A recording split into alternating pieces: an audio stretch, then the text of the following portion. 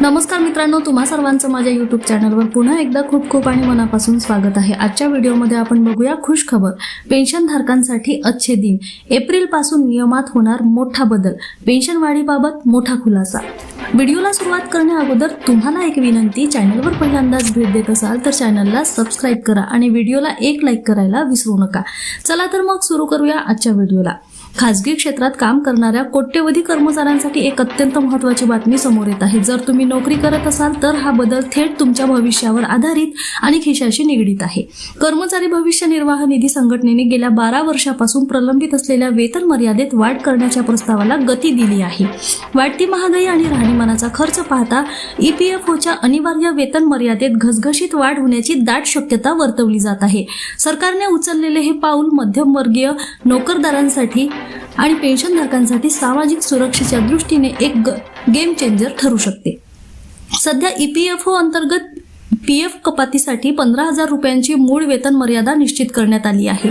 ही मर्यादा 2014 मध्ये निश्चित करण्यात आली होती, मात्र आता ही मर्यादा वाढवून 25,000 रुपये करण्याचा विचार उच्च स्तरावर सुरू आहे। सूत्रांनी दिलेल्या माहितीनुसार कामगार मंत्रालय आणि EPFOच्या केंद्रीय विश्वस्त मंडळाच्या आगामी बैठकीत यावर शिक्कामोर्तब होण्याची शक्यता आहे।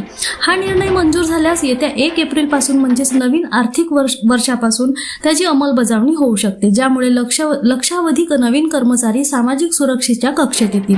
गेल्या दशकभरात देशातील कर्मचाऱ्यांचे पगार आणि महागाई या दोन्हीत लक्षणीय वाढ झाली आहे, मात्र PF कव्हरेजची मर्यादा जैसे थे राहिल्याने 15,000 रुपयापेक्षा अधिक मूळ पगार असणारे अनेक कर्मचारी अनिवार्य PF लाभांपासून वंचित राहत होते। सर्वोच्च न्यायालयाने देखील नुकतेच वाढत्या महागाईचा हवाला देत वेतन मर्यादेचा फेरविचार करण्याचे निर्देश दिले होते।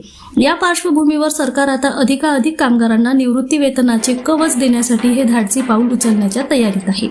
या निर्णयाचा सर्वात सकारात्मक परिणाम कर्मचाऱ्यांच्या निवृत्ती नियोजनावर होणार आहे। वेतन मर्यादा 15,000 वरून 25,000 रुपये झाल्यास कर्मचारी पेन्शन योजनेत जमा होणारा वाटा वाढेल। सोप्या भाषेत सांगायचे तर सध्याच्या नियमानुसार मिळणाऱ्या पेन्शनपेक्षा भविष्यात मिळणारी पेन्शनची रक्कम कितीतरी पटीने अधिक असेल। उतार वयात कोणावरही अवलंबून राहावे लागू नये यासाठी ही भविष्याची शिदोरी अधिक भक्कम होणार आहे। तुमच्या PF खात्यात जमा होणारा एकूण निधी देखील वेगाने वाढेल, कारण वाढीव पगारावर PF कपात होईल आणि कंपनीलाही तितकेच योगदान द्यावे लागेल। अर्थात या निर्णयाची दुसरी बाजूही समजून घेणे आवश्यक आहे। PF आणि पेन्शनसाठीची वेतन मर्यादा वाढल्यामुळे तुमच्या दरमहा हातात येणाऱ्या पगारात काही अंशी कपात होऊ शकते, कारण आता 25,000 रुपयांच्या मर्यादेवर 12% रक्कम कपात केली जाईल। असे असले तरी आर्थिक तज्ञांच्या मते हा तोटा नसून ती एक दीर्घकालीन गुंतवणूक आहे, कारण तुमच्या पगारातून जेवढी रक्कम कमी होईल तेवढीच रक्कम कंपनी तुमच्या PF खात्यात जमा करेल, जे अंतिमतः तुमच्याच फायद्याचे ठरणार आहे। थोडक्यात सांगायचे तर हा निर्णय झाल्यास तो भारतातील संघटित क्षेत्रातील कामगारांसाठी एक ऐतिहासिक बदल ठरेल। सध्या हा प्रस्ताव प्राथमिक चर्चेच्या टप्प्यावर असून पुढील महिन्यात होणाऱ्या CBTच्या बैठकीकडे सर्वांचे लक्ष लागले आहे।